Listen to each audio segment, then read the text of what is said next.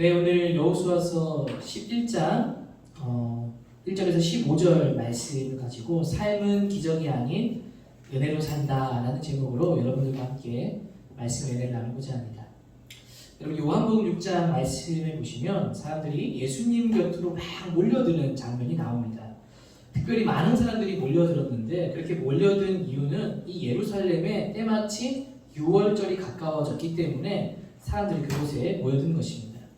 이 예수님의 소문을 사람들이 듣고 몰려들었는데 예수님에 대한 소문이 그분은 병자를 낫게 한다더라, 그분은 기적을 베푼다고 하더라, 그분의 가르침은 무언가 다르다고 하더라. 이런저런 다양한 이유들로 예수님을 보고 그분의 가르침을 듣기 위해서 사람들이 막 모여드는 겁니다. 얼마나 많은 사람들이 모였는지 5,000명 이상의 사람들이 모였고 그곳에는 발 디딜 틈도 없었습니다. 예수님의 가르침이 시작되었습니다. 그렇게 한참을 가르치고 시간이 지나니까 사람들이 이제 허기지기 시작하고 배가 고파오기 시작한 겁니다.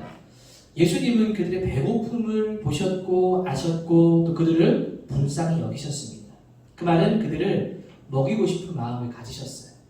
그리고 제자들을 시험하고자 바로 먹이지 않고 이런 질문을 합니다.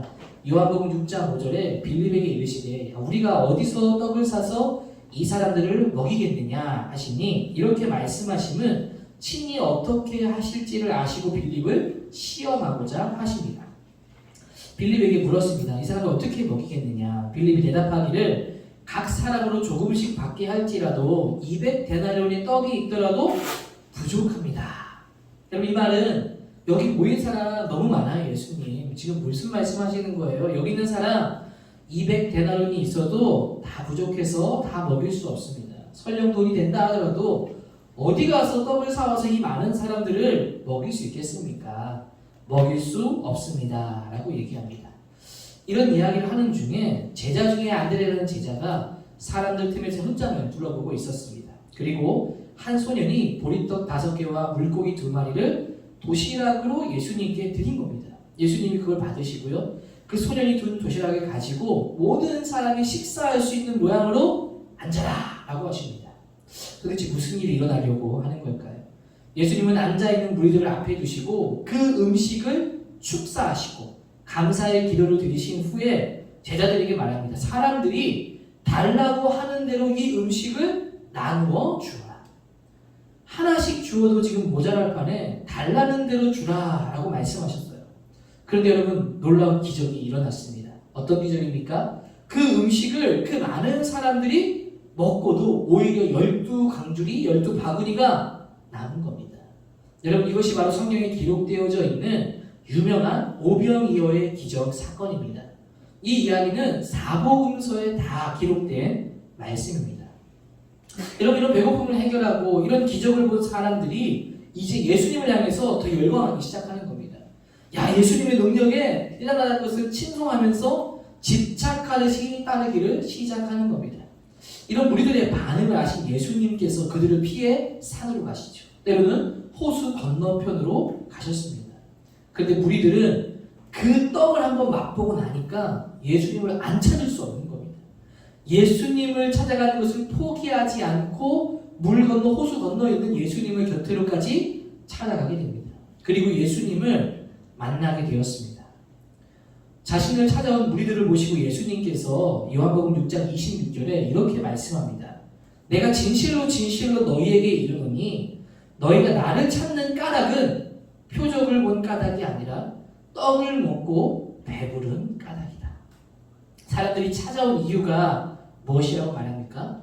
가르침을 받으려고 하는 것도 아니고 예수님께서 기적을 행한 그분이 어떤 분인지에 대한 관심도 아니라 기적의 떡을 먹고 빵을 먹기 위해 모여든 것이다 라고 말하는 겁니다. 쉽게 말하면 예수님을 찾아온 것이 너희들의 필요를 채워줄 수 있는 분이기 때문에 찾아온 것 아니냐라고 말씀한 겁니다. 더 쉽게 말하면, 우리로 말하면 자신의 욕망을 채워줄 분으로 찾아온 것이죠. 예수님을 예수님으로 본 것이 아니라 우상으로 여기고 찾아온 겁니다.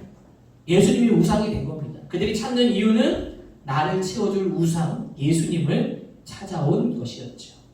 여러분 우리는 이 이야기를 보면서 어떤 마음이 드십니까? 우리는 스스로 질문해 보아야 합니다. 우리가 예수님을 찾는 이유가 여러분 무엇입니까? 여러분 예수님 찾는 진짜 이유가 뭐예요? 오늘 그렇게 예배 자리에 앉아서 시간을 내고 마음을 들여서 예배 드리는 이유가 무엇입니까? 복을 받기 위해서입니까? 예수님께 기도하면, 예수님을 잘 믿으면, 예배하면 내가 말하는 소원을 이루어지고 내 성적을 올려주고 좋은 대학에 붙여줄 것이라고 믿기 때문입니까? 예수님 믿으면 세상에서 더 좋은 기회들이 나에게 예수님이 줄 것이라는 그 복을 기대하고 여러분 예수님을 찾는 겁니까? 여러분 우리가 예수님을 찾는 이유가요, 내 필요를 채우기 위해, 복을 받기 위해 찾는 분이 되어서는 안 됩니다. 우리는 우리가 왜 예수님을 찾는지를 진솔하게 한번 스스로에게 물어봐야 됩니다.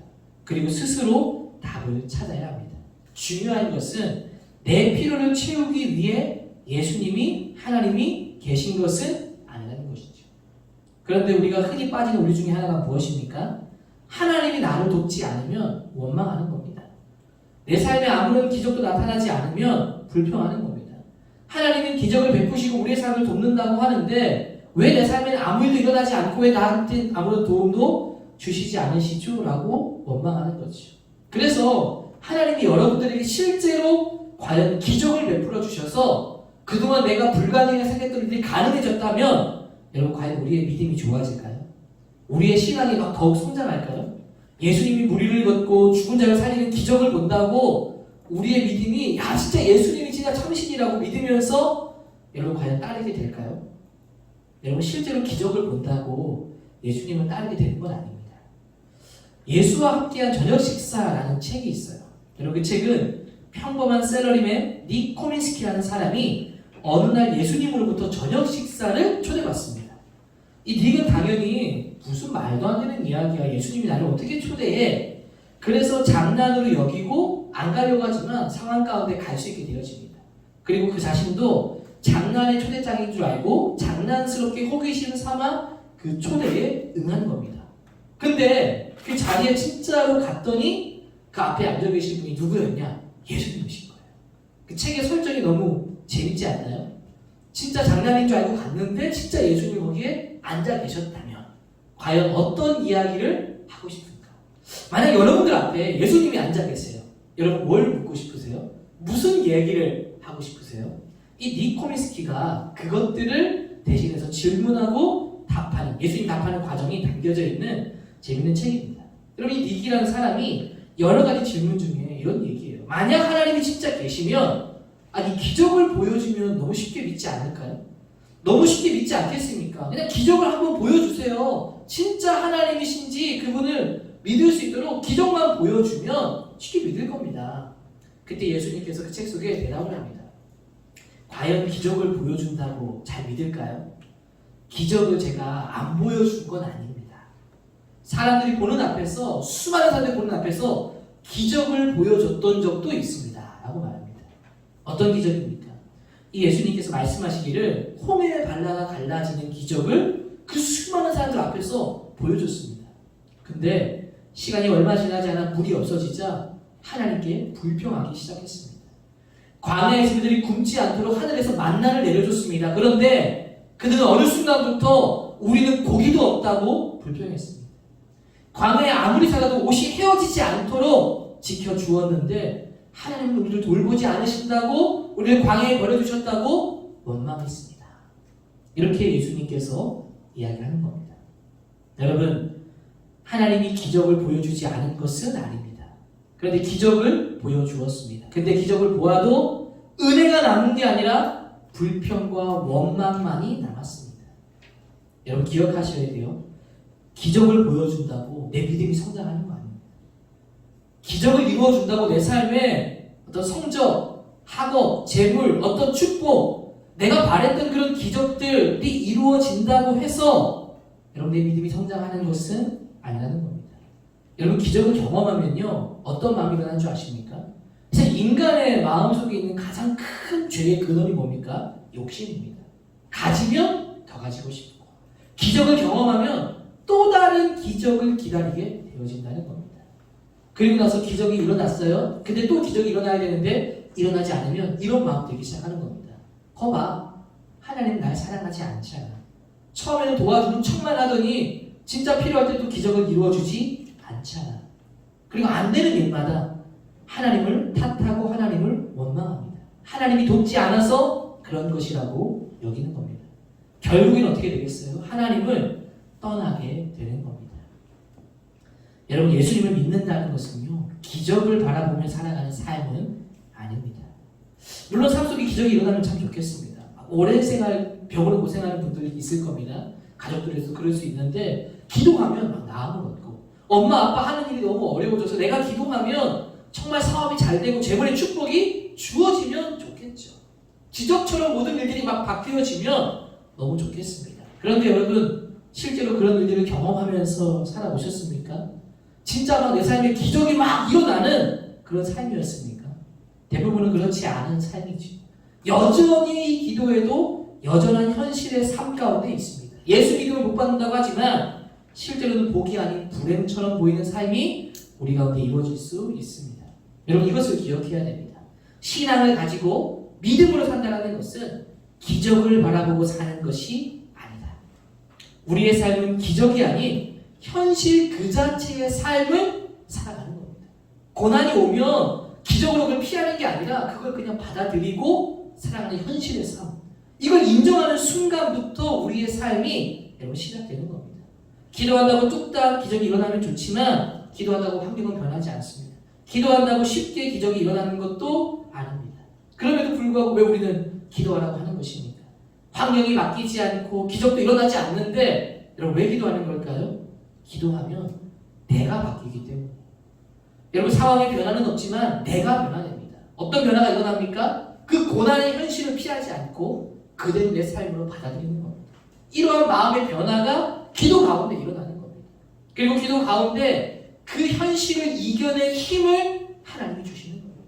여러분, 하나님의 진짜 도움은요, 기적이 아니라 우리의 현실의 삶을 이기고 버티고 나아갈 수 있게 하는 힘을 주시는 게 하나님의 도움입니다. 여러분, 이거 한마디로 표현하면 뭐라고 할까요? 은혜라고 하는 겁니다. 하나님의 도움은 환경을 바꾸는 것이 아니라 현실 속에서 지금 여러분들이 처한 상황을 이길 수 있는 힘, 은혜를 주시는 분이 우리 하나님이시라는 겁니다. 그래서 우리는 기도함을 통해서 여러분 기적을 말하는 것이 아니라 현실 속에 은혜를 구하는 삶이 되어야 하는 겁니다. 여러분, 오늘 우리가 읽은 이 여호수아 말씀이 그런 은혜를 구하는 삶이 어떤 것인지를 아주 잘 보여줍니다. 여러분, 여호수아 말씀의 전체적인 내용이 무엇입니까? 이스라엘 백성들이 가나안 땅에 들어가게 되었죠. 그리고 그 가나안 땅을 주셨습니다. 이제 그 땅을 취하기 위해 전쟁을 치르게 됩니다. 바로 이 가나안 땅을 어떻게 정복해 가는가를 이 여호수아서 말씀을 다루고 있습니다. 여러분, 그 정복해 가는 과정이 전쟁인데요. 어떤 전쟁으로 이루어집니까? 만약 여리고의 전쟁처럼 하나님이 기적으로만 이루어지는 전쟁으로 그 땅을 정복해 간다면 이거 우리가 너무 동떨어진 얘기예요. 왜냐하면 우리 삶에 기적은 많이 일어나지 않기 때문에. 그런데 기적으로만 이루어지는 것이 아니라 현실 속에서 그들이 그 어려운 현실을 녹록지 않지만 받아들이고 은혜로 이루어진다는 것을 보여주는 게 바로 여호수아서 말씀이라는 겁니다. 오늘 읽은 말씀, 여러분 11장의 배경은 이 이스라엘이 가나안 땅의 여리고와 아이성을 무너뜨린 이후에 파죽지세로 가나안 땅을 정복하는 이야기들이 등장합니다. 이 11장 앞에 본문에 보시면 이 기브온 족속이 나오는데 기브온 족속이 이 여호수아를 속여서 동맹을 맺게 되어지고 목숨을 부지하게 되죠. 그러니까 그 근처에 있던 남방 지역에 있던 민족들이 이 기브온 족속이 배신자라고 공격을 가하기 시작하는 겁니다. 기브온 족속이 도움을 요청합니다. 도와주세요, 도와주세요. 여호수아가 군대를 이끌고 이 기브온 족속을 도와주죠. 그리고 그들을 그 위험에서 건져내 줍니다. 여호수아는 승리를 경험했습니다. 이 여호수아는 그 기브온을 구해주는 그 전쟁의 승리를 경험한 이후에 그것으로 그치지 않고 그 여세를 몰아서 이 남방의 연합군들을 완전히 전멸시켜버립니다. 그러자 이제 어떤 일이 일어나는가 하면 북쪽 지역에 있는 가나안 땅에 있는 주민들이 요동하기 시작합니다. 야, 남방에 있는 가나안 족속 사람들이 이스라엘을 인하여서 다 전멸당했대라는 소문이 퍼지기 시작하는 거죠. 북방 지역도 남방 지역처럼 이스라엘에 의해 무너지게 될까 두려움이 일어나기 시작합니다. 그때 북방의 맹주였던 하솔왕 야빈이 북방의 민족들을 연합하기 위한 움직임을 일으킵니다. 이스라엘의 위협을 느낀 이 북방의 민족들이 이 하솔랑 야빈의 제안에 적극적으로 참여하기 시작합니다. 그래서 거대한 군대를 이루게 되는 거죠. 오늘 읽은 말씀이 바로 그 시작입니다. 1절을 보십시오. 하솔왕 야빈이 이 소식을 듣고 마돈왕 요밥과 시므론 왕과 악사 왕과 2절과 3절에 줄줄이 어떤 사람들이 합류하게 되었고 함께하게 되었는가. 굉장히 많은 북쪽에 보이는 족속과 왕들이 등장합니다. 그러니까 하솔왕 왕 중심으로 거대한 군대가 형성되었습니다. 여러분 4절 말씀을 보시면 그들의 군대는 그들의 그 모든 군대를 거느리고 나왔으니 백성이 너무 많아 해변에 수많은 모래 같고 말과 병거도 심히 많았다. 엄청나게 많은 숫자의 군대가 모여든 겁니다. 이스라엘이 상대하던 적들과는 비교도 안 될 정도로 수많은 군사들이 여러분 모여들었어요. 여러분 이 전쟁의 결과는 불을 보도 뻔한 결과 아닙니까? 여러분 이 전쟁의 전력차가 너무 크기 때문에 이스라엘은 질 수밖에 없는 전쟁입니다. 여러분 이러한 때 이 불가능한 전쟁에서 승리하려고 한다면 이스라엘이 이기려고 하려면 필요한 게 무엇이겠습니까? 하나님의 도움이고 하나님의 기적이죠. 신들의 전쟁으로 여겼던 이 당시에 하나님의 능력이 필요할 때입니다. 바로 여리고성을 나팔 소리로 무너뜨린 그런 기적이 필요한 때입니다. 애굽이라는 강대국을 피해 달아날 때 길이 없던 곳에 바다에 길을 내주었던 그 기적이 필요한 때라는 거예요. 그런데 여러분 이 전쟁에는요 아무런 기적도 일어나지 않습니다. 오히려 여리고성 전투의 승리 이후로요 가나안 땅을 정복해가는 전쟁이 나타나는데 그 안의 전쟁에는 어떤 기적도 잘 나타나지 않는 것을 볼 수 있습니다. 가나안 땅이 점령할 곳이 아직도 많이 남았는데 하나님이 이런 기적적인 도우심이 없으면 어떻게 승리할 수 있다는 겁니까?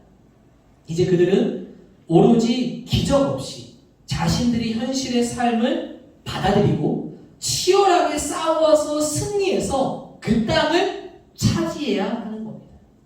오늘 말씀 7절도 보시면 어떻게 북쪽의 연합군을 이기게 되었습니까? 여호수아 모든 군사와 함께 메론 물가로 가서 갑자기 습격할 때. 제가 저번 주에도 말씀을 드렸지만 말씀을요 여러분 세세하게 읽어보아야 합니다. 하나님이 승리하게 할 것이니까 야 승리하셨구나라고 그쳐지는 게 아니라는 거예요. 큰 그림은 하나님이 승리하게 하시지만 여러분 세세하게 보면 어떻게 이들이 전쟁을 이겼는가. 그냥 하나님이 기적적인 도우심으로 그냥 막 승승장구하며 승리한 게 아니라는 것이죠. 한 단어만 보아도 이들이 어떠한 모습으로 이 전쟁에 승리하게 됐는지를 여러분 알 수 있습니다. 7절 후반절에 갑자기 습격할 때에 라고 말합니다. 여러분 이들은 바로 그 말도 안 되는 그 거대한 적을 앞에 두고 있었지만 도망가지 않았다는 겁니다. 피하지 않았다는 겁니다. 용기 있게 그 현실을 맞섰다는 겁니다. 그리고 전략을 짰다는 겁니다. 그리고 실행에 옮겨서 기습을 행했다라는 겁니다. 그리고 그들은 연합군에 승리한 겁니다. 여러분 이 전쟁의 승리는요 그들이 현실의 삶 속에서 치열하게 싸워서 얻은 승리였습니다. 홍해가 갈라지는 기적도 없었고 여리고가 무너지는 기적도 없었습니다. 이제는 기적으로 승리를 이루는 것이 아니라 그 현실이 녹록하지 않지만 피하지 않고 그들이 그 일들을 행함을 통해 용기를 가지고 실천함을 통해서 자신들이 그 땅을 정복해 가는 겁니다. 이제 가나안 땅의 정복 전쟁은 거의 모든 전쟁이 하나님의 이런 기적 없이 그 현실이 그들의 군사력이 녹록하지 않지만 그 상황을 받아들이고 여러분 그 전쟁에 싸워 나가서 그들이 얻은 삶 속에서의 승리였다는 겁니다. 여러분 이런 가나안 정복 이야기는 우리에게 주는 삶의 통찰이 있습니다. 우리의 삶이 어떤 삶이 되어야 하는가? 기적을 바라보고 살아가는 삶이 아니라는 겁니다. 여러분 우리의 삶은 현실에 있습니다. 현실에 있다는 말은 이런 초월적인 기적이 우리 삶에 매일같이 일어나는 것은 아니라는 겁니다. 한번 우리 삶을 돌아보십시오. 여러분 기도하면 기도하는 대로 막 병이 낫고 기도하면 기도하는 대로 막 재물이 생기고 기도하면 기도하는 대로 막 성적이 오르고 내 실력이 막 쑥쑥 올라가고 뭔가 안 됐던 일들, 불가능한 일들이 가능한 일들로 바뀌는 그런 삶을 여러분 경험하며 살아왔습니까? 그렇지 않죠. 우리는 그런 것 없이 지금까지 살아왔습니다. 여러분 그때요 감사한 게 뭐냐면 우리가 참 여러분 삶이 어때요? 어렵지 않나요? 제가 어제 설교를 준비하고 연습을 하면서 저희 첫째 아들 앉혀놓고 제가 한번 해봤는데 자꾸 듣고 있더라고요. 제가 설교하고 있는데 제가 이 얘기를 했습니다. 하율아 너는 삶에 고난이 없니? 고난이 있어 없어? 그랬더니 고난이 있다 그러더라고요. 9살도 고난이 있다. 그래, 고난이 있잖아. 근데 우리가 어떻게 살아야 될까? 이런 얘기들을 했는데, 여러분, 우리의 삶에는요 다 고난이 있어요. 9살이라고 상관없고 어른 더 심한 고난이 우리에게 찾아오겠죠. 근데 여러분, 우리의 삶에 기적이 없었음에도 불구하고 오늘을 여전히 살아내고 있습니다. 여전히 우리가 이 자리에 앉아 예배하고 있고요. 여러분의 삶의 자리에서 학업을 감당하고 있고 해야 할 일들을 하고 있어요. 여러분, 기적이 없어도 넉넉하게 우리는 살아왔다는 겁니다. 어떻게 살아올 수 있었을까요? 한번 잘 돌아보면 이게 바로 우리가 성경에서 말하는 은혜라는 겁니다. 하나님이 나를 지켜주셨고 하나님이 나와 함께 해주셨고 그 모진 시간들, 고난의 시간들을 지나 지금까지 오게 하셨고 여전히 우리를 이끌어가고 계시다는 겁니다. 여러분, 이걸 통해요 뭘 깨닫는가 하면 기적은 없어도 살 수 있다. 근데 하나님의 은혜가 없으면 살아갈 수 없구나. 이걸 깨닫게 되는 겁니다. 여러분, 우리의 삶은요 기적으로 사는 것이 아니라 은혜로 사는 삶입니다. 우리 하나님은 어떤 분이십니까? 현실 속에서 넉넉히 살아갈 도움을 주시는, 은혜를 베푸시는 분이 우리의 하나님이시라는 겁니다. 여러분, 성경에 유명한 인물들이 많죠. 그들의 삶이 다 은혜로 살아가는 삶이었습니다. 유진 피터슨 목사님이 쓴 책 중에 여러분 다윗 현실에 뿌리 박은 영성이라는 책이 있어요. 그 책에 아주 통찰력 있는 말을 해줍니다. 저희가 한번 얘기한 것 같은데 이 다윗의 삶에는 그 책 속에 뭐라고 얘기하냐면 단 한 번도 기적이 일어나지 않은 삶이었다라고 말해요. 그 다윗은 위대한 왕이었지만 단 한 번도 기적이 없는 삶으로 살아온 삶이라는 겁니다. 다윗의 삶은요 현실 속에서 뿌리 박힌 영성의 삶이다. 그 책 제목이 다윗 현실에 뿌리 박은 영성. 쉽게 말하면 다윗은 고난이 많았지만 기적으로 쉽게 피해가지 않았고 온몸으로 그 고난의 현실을 받아들이고 살아온 삶이었다는 거예요. 결국 위대한 왕이 되었죠. 바로 은혜로, 하나님의 은혜로 살아간 삶이 되었다는 겁니다. 다윗은 기적이 없어도 살아갔어요. 근데 은혜 없으면 살 수 없었던 것이죠. 은혜로 살아간 삶. 여러분, 예수님 한번 생각해 보십시오. 예수님 모습은 어떻습니까? 사역을 시작하시기 전에 성령에 이끌려서 광야에서 사단에게 시험을 받죠. 40일을 굶주렸으니까 얼마나 배가 고팠겠습니까? 사단이 시험합니다. 돌을 떡으로 만들어라. 예수님은요 돌을 떡으로 만들 수 있는 능력이 있는 분입니다. 배고픔을 해결할 수 있었습니다. 기적을 일으킬 수 있었습니다. 그런데 그렇게 하지 않으셨어요. 할 수 있지만 하지 않고 어려운 길을 선택하셨어요. 기적으로 편한 삶을 산 것이 아니라 은혜로 여러분 그 고난의 현실을 받아들이고 살아가는 은혜의 삶을 선택하셨다는 겁니다. 여러분, 십자가의 고난도 그렇지 않습니까? 예수님은 십자가를 지고 갈 상황이 될 때 피할 수 있지 않았을까요? 그런데 그렇게 하지 않았죠. 기적적인 능력으로 인간을 심판하시고 천군천사 대독에서 그 십자가를 피할 수도 있지만 그렇게 하지 않으셨어요. 기적으로 피하는 것이 아니라 온몸으로 그 고난을, 현실을 받아들이셨고 그 길을 걸어가셨습니다. 기적으로 쉬운 길이 아니라 어려운 길을 가셨던 것입니다. 바로 현실의 삶 속에서 하나님의 은혜로 살아가는 삶이 모델이 되었습니다. 그러니 부활의 영광이 찾아온 것이죠. 여러분, 우리의 삶도 마찬가지입니다. 우리의 삶 여러분 쉽지 않습니다. 여러분, 어떻게 살아야 할까요? 힘들면 어떤 기도가 여러분들은 나오세요? 저는 힘들면요 이런 기도 나와요. 하나님, 이 고난 좀 지나가게 해주세요. 그냥 뚝딱 해결해 주시면 좋겠어요.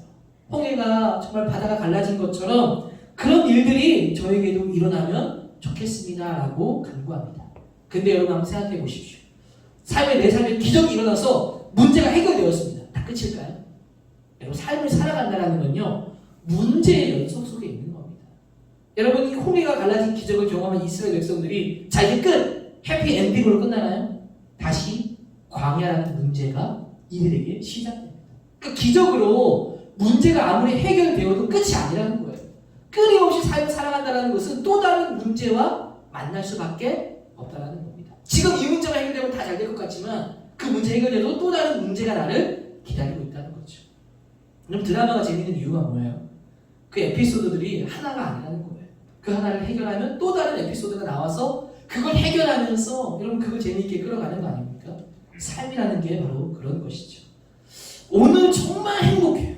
그러다가 내일 정말 절망으로 나가고 떨어지는 경험을 하는 게 여러분 우리 인간이라는 것입니다. 여러분 우리의 삶에는요 그래서 기적이 필요한 게 아니라 은혜가 필요한 것입니다. 우리는 기적이 없어도 살 수 있지만 은혜 없이는 살아갈 수 없는 겁니다. 저는 정말 마음이 힘들고 어려울 때 저도 있습니다. 그러면 갑자기 예수님이 제가 설교 준비하면서도 그런 생각이 나더라고요. 예수님은 왜 쉬운 길 놔두고 기적 일으켜서 편하게 가시면 되는데 왜 그 고난의 길을 그대로 걸어가셨을까? 근데 그 생각만 했는데도 내 마음에 위로가 되는 거예요. 똑같이 경험하신 예수님, 똑같이 내 고통과 아픔이 뭔지를 아시는 예수님. 그래서 마음에 위로가 되고 힘이 되기 시작하더라고요. 여러분 이게 은혜이고요. 하나님의 도우심입니다. 나와 똑같은 경험과 아픔을 그대로 가지고 가신 예수님. 기적으로 편한 삶을 사신 것이 아닌 예수님. 여러분 그분이 바로 하나님의 은혜를 베푸시는 우리의 예수님의 은혜인 줄로 믿습니다. 기적이 아닌 은혜로 살아가는 삶. 이것이 여러분 우리의 삶이 되기를 소망합니다. 오늘 말씀을 통해서 우리의 삶의 문제가 기적으로 막 쉽게 지나가기를 구하지 않고 삶 속에서 치열하게 싸우지만 은혜를 구하며 승리하며 살아가는 삶이 되기를 축복합니다. 그러면 하나님은 우리를 도우시고 힘을 주실 것입니다. 우리의 현실의 삶 속에서 더 깊은 하나님의 은혜를 발견하게 되기를, 정말 다윗과 같이 현실에 뿌리박힌 영성의 삶이 되기를 주의 이름으로 축복합니다. 우리 같이 한번 말씀을 기억하면서 함께 좀 기도하는 시간을 가지면 좋겠습니다.